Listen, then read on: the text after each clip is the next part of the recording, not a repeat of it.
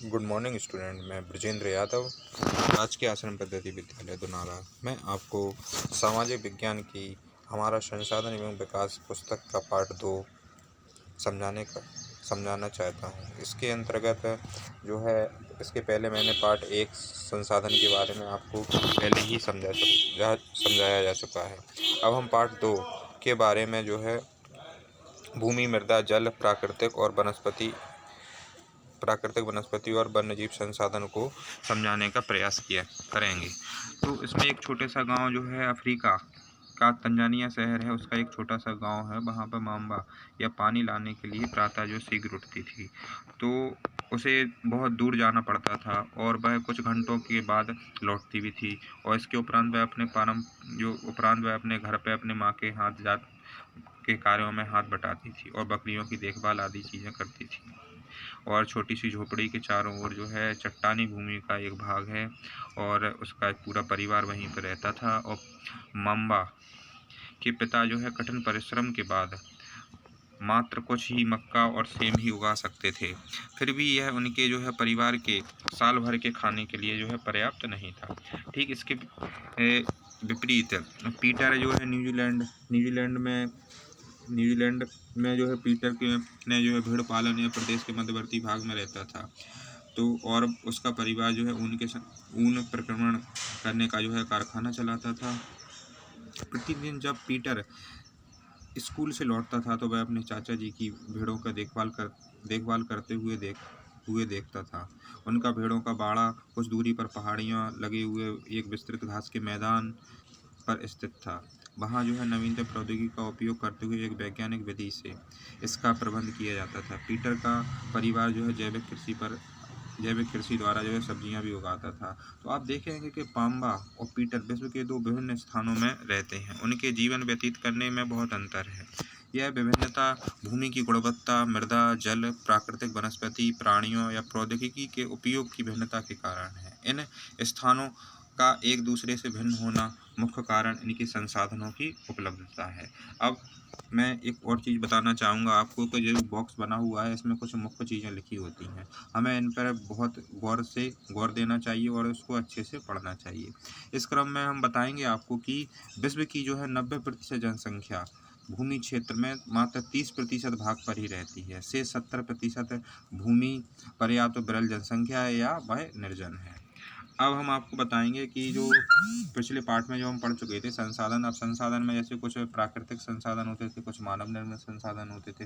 उत्पत्ति के आधार पर अगर हम देखें तो ये जो है प्राकृतिक संसाधनों के अंतर्गत जैव संसाधन भी आते थे, अजैव संसाधन भी आते थे। अब अजैव संसाधन में यही पहाड़, पर्वत, ये सारी चीज़ें आएंगी और जैव संसाधन में पेड़ पौधे, जीव जंतु, ये सब आएंगे।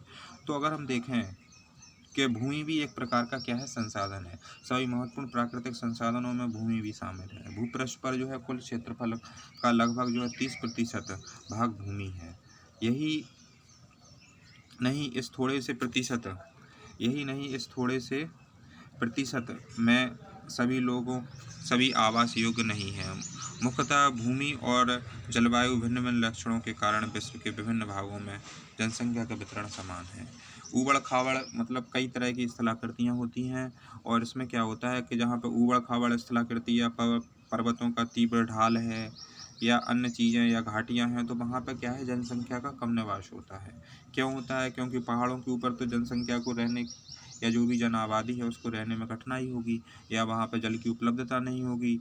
तो वहाँ पे जो जनसंख्या होगी वह या तो विरल होगी या निर्जन, या तो कोई नहीं रहेगा या विरल भी रहेगा तो बहुत दूर दूर रहेंगे। अब दूसरी चीज़ होती है जो नदी, घाटी या जो मैदानी इलाका होता है, तो उसके अंतर्गत अगर हम देखें तो वहाँ पे कृषि के लिए बढ़िया व्यवस्था होती है और जल पर्याप्त मात्रा में उपलब्ध होता है। भूमि समतल होती है तो वहाँ पे आसानी से खेती की जा सकती है। तो अगर हम अगर विश्व के परिप्रेक्ष्य में देखें या भारत के परिप्रेक्ष्य में देखें, तो दोनों जगह अगर हम देखेंगे तो हम देखेंगे कि जो पहाड़ी एरिया है, ऊबड़ खाबड़ घाटियाँ या इस तरह की चीज़ें हैं या पर्वतों की तीव्र ढाल है, तो यहाँ पर देखेंगे तो बहुत ही विरल आबादी है। यहाँ पर निर्जन है लोग, मतलब लोग बहुत कम हैं उर्वर मैदानों में और घाटियों में जहाँ पे कृषि के लिए उपयुक्त भूमि है वहाँ पर लोग ज़्यादा निवास करते हैं। अगर हम भारत में ही अगर इसका उदाहरण देखें तो जो हमारा पूर्वोत्तर भारत है, जहाँ पर असम है, मेघालय है, अरुणाचल प्रदेश है, सिक्किम है और मणिपुर है, नागालैंड है, तो यहाँ पे क्या है, जो जनसंख्या है वह जो है विरल है। और जो हमारा उर्वर मैदान या जो घाटियाँ हैं कृषि के लिए, जहाँ पर बढ़िया जलवायु है और मैदान है, तो जैसे उत्तर प्रदेश का या जो उत्तर का जो है विशाल मैदान देखेंगे कि यहाँ पर जो है कई गंगा नदी, यमुना नदी और भी अन्य नदियाँ यहाँ पर हैं, वहाँ पर उपजाऊ मैदान का निर्माण करती हैं और यहाँ पर जो है कृषि के लिए बढ़िया जलवायु भी रहती है और सभी परिस्थितियाँ भी अनुकूल रहती हैं। तो और यहाँ पर जो जनसंख्या का घनत्व है वह बहुत ज़्यादा है। अब हम देखेंगे कि जो हमारा भूमि संसाधन है उसका उपयोग कहाँ कहाँ होता है। तो भूमि का उपयोग विभिन्न कार्यों के लिए किया जाता है, जैसे कृषि, वानिकी, खनन, सड़क और उद्योगों की स्थापना। इसे जो है भूमि उपयोग कहते हैं। क्या आप पंबा और पीटर के परिवारों के जो है भूमि उपयोग के तरीकों की सूची बना सकते हैं? भूमि का उपयोग भौतिक कारकों के द्वारा होता है। जैसे हम देखें कि भूमि भी अगर है तो उसका भौतिक कारक है। स्थलाकृति कैसी है, अगर पर्वतीय है, ढाल ढाल के समान है कि समतल मैदान है। अब मृदा है जैसे, तो मृदा भी ऐसे ही है। मृदा में क्या देखेंगे हम कि मृदा कैसी है, उपजाऊ है, अनउपजाऊ है, काली मृदा है। मृदा के भी कई प्रकार होते हैं। अब जलवायु है, हमारे जो भारत है तो उसमें जलवायु भी कई प्रकार की पाई जाती है। जहाँ जैसी जलवायु होगी उसी के अनुसार हम भूमि का उपयोग करेंगे। मान लो कहीं पे चावल के लिए पर्याप्त मात्रा में जल है या जो भी चीज़ें हैं या उसकी जलवायु है, तो उसी के अनुसार वहाँ पे चावल पैदा होगा। अब खनिज हैं तो खनिजों का भी एक प्रॉपर स्थान है कि यहाँ पे खनिज पाए जाते हैं, यहाँ पे ये वाला खनिज पाया जाएगा, यहाँ पे अन्य ये खनिज लोहा पाया जाएगा, कहीं तांबा पाया जाएगा। ऐसे ही जल की उपलब्धता है। मान लीजिए कहीं पे भूमि बहुत उपजाऊ है, सारी चीज़ें हैं, लेकिन वहाँ पे जल नहीं है, तो वहाँ पे फिर कैसे आप कृषि करेंगे? तो इस प्रकार देखेंगे कि जो भूमि का उपयोग होता है वहाँ के भौतिक कारकों पर निर्भर होता है। जैसे जनसंख्या और प्रौद्योगिकी भी भूमि उपयोग के प्रतिरूप के महत्वपूर्ण निर्धारक हैं।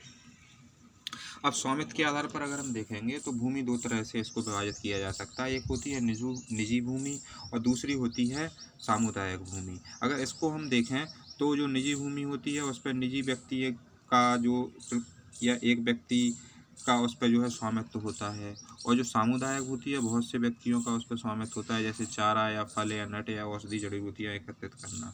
इस सामुदायिक भूमि को हम साझा संपत्ति संसाधन भी कहते हैं। अब जनसंख्या और उसकी मांग सदैव बढ़ती जा रही है, लेकिन भूमि की उपलब्धता सीमित है। तो हम देखेंगे कि कहीं न कहीं जो भूमि है, भूमि की गुणवत्ता में भी अंतर होता है स्थान के हिसाब से, और लोगों में सामुदायिक स्तर पर व्यापारिक क्षेत्र बनाने या नगरीय क्षेत्रों में घर बनाने या ग्रामीण क्षेत्रों में कृषि योग्य भूमि का विस्तार करने के लिए अनाधिकृत हस्तक्षेप करना शुरू कर दिए हैं। आज भूमि को अगर हम देखेंगे प्रतिरूप को, तो व्यापक परिवर्तन है। आज हमारे जो है समाज में, संस्कृति में परिवर्तन को दर्शाने और वर्तमान में जो है कृषि संबंधी गतिविधियों के प्रसार के कारण जो है निम्नीकरण, भूस्खलन या मृदा अपरदन या मरुस्थलीकरण या पर्यावरण को प्रमुख खतरा भी हो गया है। अगर हम देखें जो हमारे संसाधन है, अगर हम संसाधनों का दुरुपयोग कर रहे हैं कहीं ना कहीं, तो उससे क्या हो रहा है कि जो हमारा संसाधन है एक तो नष्ट हो रहा है, दूसरी चीज़ वह पर्यावरण के लिए जो है खतरा भी पैदा कर रहा है। एक तरह से पर्यावरण को प्रदूषित भी हो रहा है या प्रदूषण कर रहा है। तो गतिविधियों के प्रसार के कारण देखेंगे कि निम्नीकरण, भूस्खलन, जो हमारे मानव जो गतिविधियां कर रहा है, या मृदा का अपरदन हो रहा है, जैसे पेड़ पौधों को काट दे रहा है, तो ये सारी चीज़ें हो रही हैं। तो इसके कारण हमें जो है भूमि या जो भी अन्य संसाधन है, मृदा है, वनस्पति है, तो हमें इनका उपयोग के साथ साथ इनका हमें संरक्षण करने की भी आवश्यकता है। अब हम देखेंगे कि भूमि संसाधन का संरक्षण, बढ़ती जनसंख्या तथा इसकी बढ़ती मांग के कारण वन भूमि और कृषि भूमि योग्य जो है बड़े पैमाने पर विनाश हुआ है। और इस इस प्राकृतिक संसाधन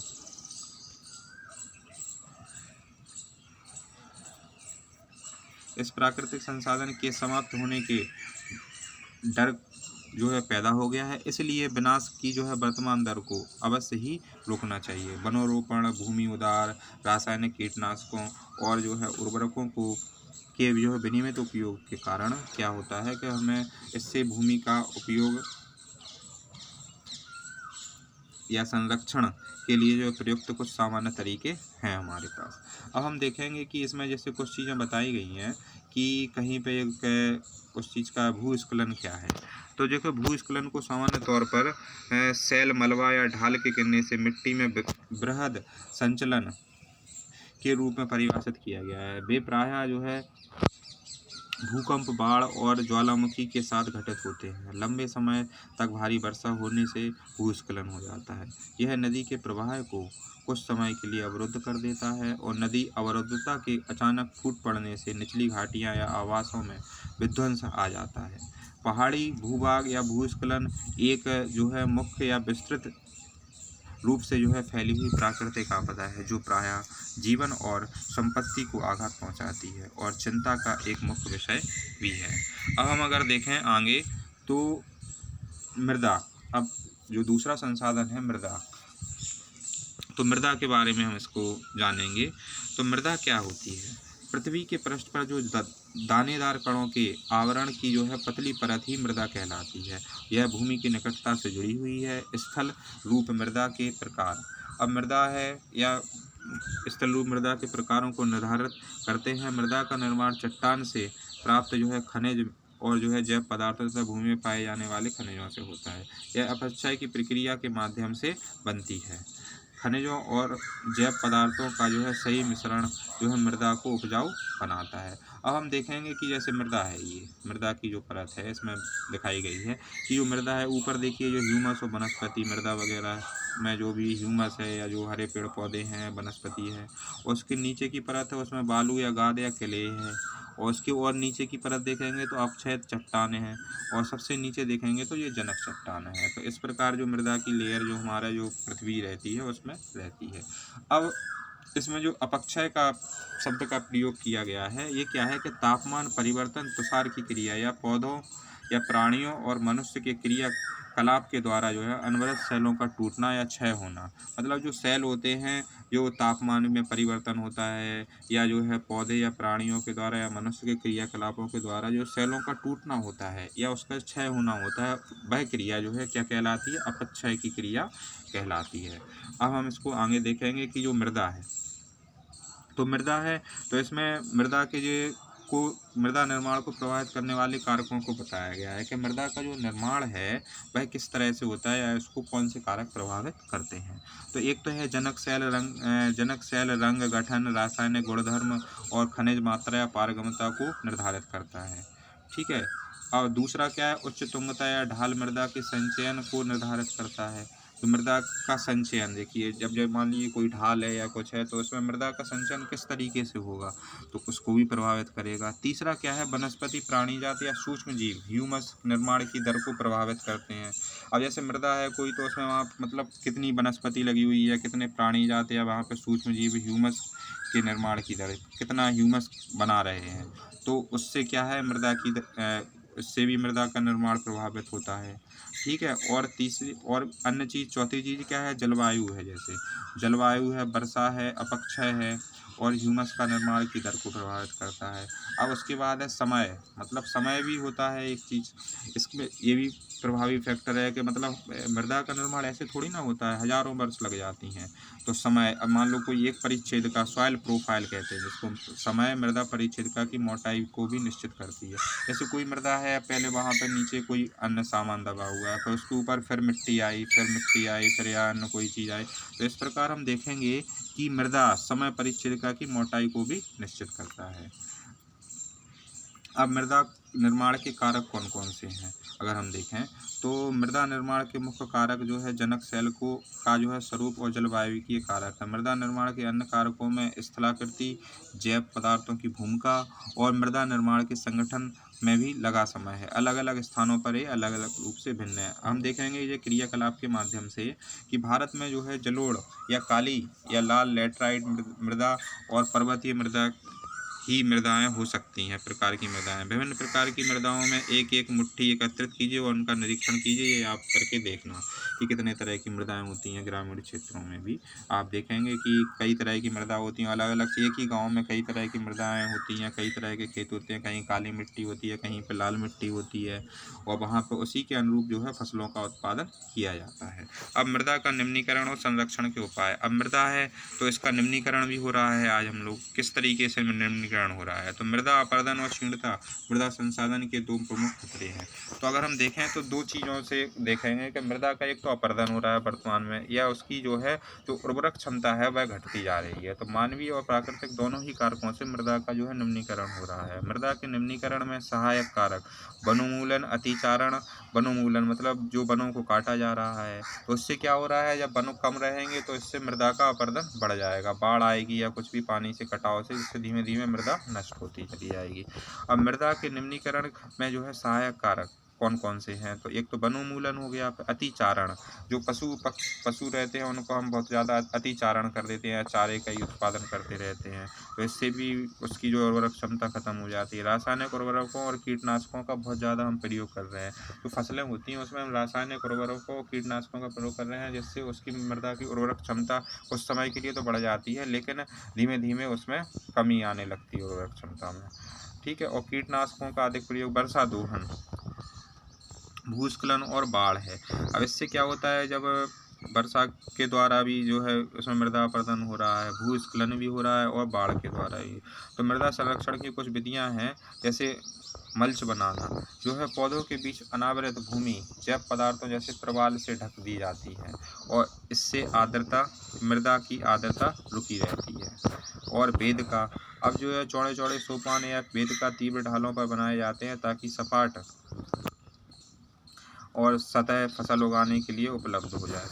समुच्चरेखीय जुताई, यह एक पहाड़ी के ढाल में समुच्चरेखीय समानांतर जुताई ढाल नीचे बहते जल के लिए जो है एक प्राकृतिक अवरोधक का निर्माण करती है। रक्षक मेखलाएं भी बनाते हैं पवन की गति को रोकने के लिए, ताकि मृदा का अपरदन ना हो।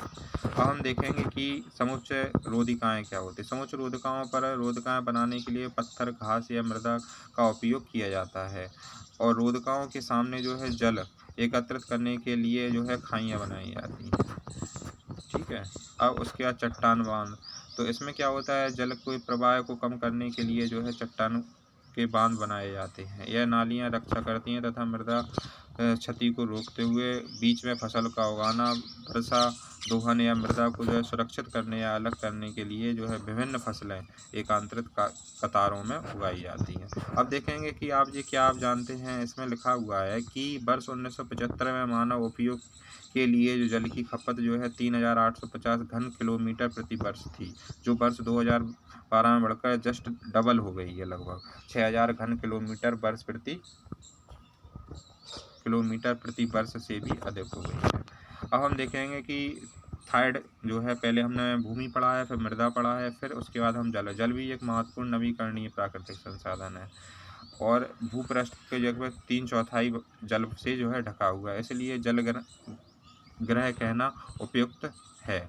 लगभग जो है 3.5 अरब वर्ष पहले, मतलब हमारे जो भूमंडल है उसका 3/4 भाग पर जल है और 1/4 भाग पर पृथ्वी है। ठीक है, या जो है स्थल मंडल है। तो महासागर, आज भी महासागर पृथ्वी की सतह के 2/3 भाग को ढके हुए हैं। विविध प्रकार के जो है पौधे जंतुओं की भी मदद करते हैं, विविध प्रकार के। ठीक है, महासागरों का जल लवणीय होता है तथा मानव उपयोग के लिए भी उपयुक्त होता है। अब हम देखेंगे कि इसका लगभग 70% भाग बर्फ की चादरों से या हिमालयों या अंटार्कटिका, ग्रीनलैंड या पर्वतीय प्रदेशों में पाया जाता है। ठीक है, अब हम देखेंगे नीचे, इसलिए अलवणीय जल, मतलब जो हमारा महासागर है उसमें जो जितना भी जल पाया जाता है उसका 2% जल ही मतलब पीने योग्य जल होता है। बाकी सब जो जल होता है वह एक तरह से पीने योग्य नहीं होता है। इसलिए जो है अलवणीय जल पृथ्वी के जल का सबसे अधिक मूल्यवान पदार्थ है। पृथ्वी पर जल ना बढ़ाया जा सकता और ना ही घटाया जा सकता है। इसकी कुल मात्रा स्थिर रहती है। इसकी प्रचुरता या विविधता प्रतीत होती है, क्योंकि यह वाष्पीकरण या वर्षण या बाह्य की प्रक्रियाओं द्वारा वायु, भूमि, पुनः महासागरों के चक्रण का निरंतर गतिशील है। जैसा कि आप जानते हैं कि इसे हम जल चक्र कहते हैं। मनुष्य जल की जो है बड़ी मात्रा का उपयोग न केवल पीने और धुलाई में ही करता है, वरन उत्पादन की प्रक्रिया में भी करता है। जल कृषि उद्योगों या जलाशयों के माध्यम से विद्युत के उत्पादन करने में भी जो है प्रयोग किया जाता है। जल स्रोतों के सूखने एवं जल के प्रदूषण के कारक अलवणीय जल की जो है आपूर्ति की कमी के कारक भी हैं। जल की उपलब्धता की समस्याएं। अब जो जल होता है उसकी उपलब्धता की समस्याएं। विश्व में कई प्रदेशों में जल की कमी है। अधिकांश अफ्रीकी, पश्चिमी एशिया या जो है संयुक्त राज्य अमेरिका के भाग, उत्तर पश्चिमी मैक्सिको, दक्षिण अमेरिका के जो है कुछ संपूर्ण अलवणीय जल भी जो है आपूर्ति की कमी का सामना कर रहे हैं। ये देश के जलवायु प्रदेशों में जो है स्थित हैं। यहाँ अक्सर सूखा वगैरह पड़ती है। ठीक है, अब जल संसाधनों का हमें संरक्षण भी करना है, तो इसमें हम देखेंगे कि जल स्रोतों तक पहुंचना एक बड़ी समस्या है। आज विश्व के शुद्ध एवं पर्याप्त एक क्षीण होते हुए संसाधन के संरक्षण के लिए भी कदम उठाया जाना चाहिए। एक नवीकरणीय संसाधन है, इसका अति उपयोग और जो है प्रदूषण दोनों ही अनुपयुक्त बना देते हैं। अशोधित या आंशिक रूप से जो है बाहित मल, कृषि रसायनों का विसर्जन, जल निकायों में जो है बहिस्राव, जल के प्रमुख संदूषक या शामिल नाइट्रेट या पीड़कनाशी जल को जो है प्रदूषित कर देते हैं। इससे अधिकांश रसायन अजैव निम्नीकरण होने के कारण जल द्वारा मानव शरीर में पहुंच जाते हैं। जिससे क्या होता है, फिर जल निकायों को छोड़ने से बहिस्रावों या उपयुक्त विधि के द्वारा शोधित करके जल प्रदूषण नियंत्रित किया जा सकता है। वन और अन्य वनस्पति आवरण धरातलीय प्रवाह को जो है मंद करते हैं और भूमिगत जल को जो है पुनः पूरित करते हैं। जल संग्रहण पृष्ठीय प्रवाह को भी बचाने की जो है दूसरी विधि है, और उनका रिसाव या सिंचाई की विधियां अपना कर भी हम जल का संरक्षण कर सकते हैं कई तरह की। ठीक है, और जो है जो कीटनाशकों के या जो है रासायनिक जो उर्वरकों का जो प्रयोग करते हैं उनके बदले में हम जो है जैव रसायनों का भी प्रयोग करें, जैव जो भी खाद होते हैं उनका प्रयोग करें, तो उससे क्या है कि जल की बचत होगी, या जो है जल प्रदूषित नहीं होगा। दूसरी चीज़ क्या है कि जो हम सिंचाई करें वह ड्रिप के माध्यम से करें, जिससे क्या है, या टपकन विधि बहुत ही उपयोगी है। तो इससे क्या है, बनाकर बहुमूल्य जल संसाधन को जो है संरक्षित किया जा सकता है। प्राकृतिक वनस्पति और वन्य जीव। अब हम देखेंगे कि प्राकृतिक वनस्पति और वन्य जीव केवल जो है स्थलमंडल, जलमंडल और वायुमंडल के बीच जुड़े जो है एक सक्रिय क्षेत्र में ही पाए जाते हैं, जिसे हम जो है जैव मंडल कहते हैं।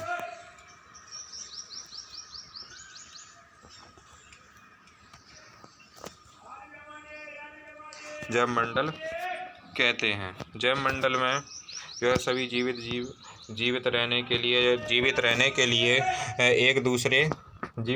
लिए एक दूसरे से परस्पर संबंधित होते हैं। इस जीवन आधारित तंत्र को पारितंत्र कहते हैं।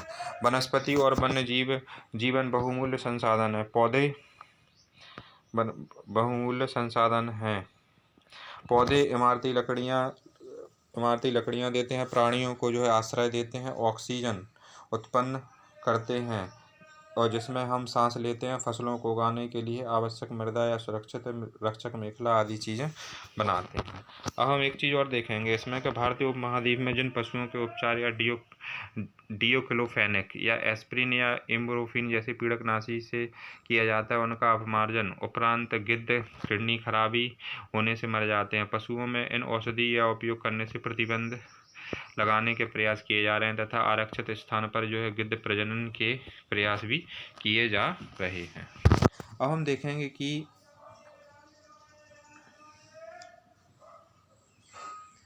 पारितंत्र हो गया, प्राकृतिक वनस्पतियों का भी हमें संरक्षण करना चाहिए। जो हमारे वन्य जीव संसाधन है, इनके संरक्षण के लिए जो है राज्य सरकार या केंद्र सरकार के द्वारा जो है कई ऐसे कार्यक्रम चलाए जा रहे हैं कि जिनमें इनका पशुओं का या जो है प्राकृतिक क्षेत्र है उनका, जैव आरक्षित क्षेत्र है उनका संरक्षण किया जा रहा है विश्व स्तर पर। ठीक है, जैसे कुछ वेटलैंड्स का भी संरक्षण किया जा रहा है। और ये विश्व आर्द्र दिवस जो है प्रत्येक वर्ष जो है 2 फरवरी को मनाया जाता है और इसमें जो है वनों का भी संरक्षण किया जा रहा है और कई बाघ अभयारण्य भी बनाए गए हैं। बाघ अभयारण्य के द्वारा बाघों का संरक्षण किया जा रहा है और हाथियों का भी संरक्षण किया जा रहा है। मतलब जो भी हमारी प्रजातियां हैं या जो विलुप्त हो रही हैं रेड डाटा बुक में जिनका स्थान है, तो उसके अंतर्गत हम उनको प्राणियों का भी संरक्षण कर रहे हैं। अब हम देखेंगे कि जैसे ब्लैक बक जैसे इसको सुरक्षा की आवश्यकता थी, तो इसके लिए भी कुछ जो है बनाए गए हैं, बाघ अभयारण्य या वन्य जीव अभयारण्य बनाए गए हैं। और इस प्रकार हम देखेंगे कि जो ये सारे भी हमारे जो है एक महत्वपूर्ण संसाधन है। राष्ट्रीय उद्यान का भी निर्माण किया गया है या वन्य जीव अभयारण्य का या जैव चैत्य मंडल का है। हमारी संस्कृति में जो है वनस्पति या वन्य जीवों को जो है सुरक्षित रखने के लिए बनाया गया है।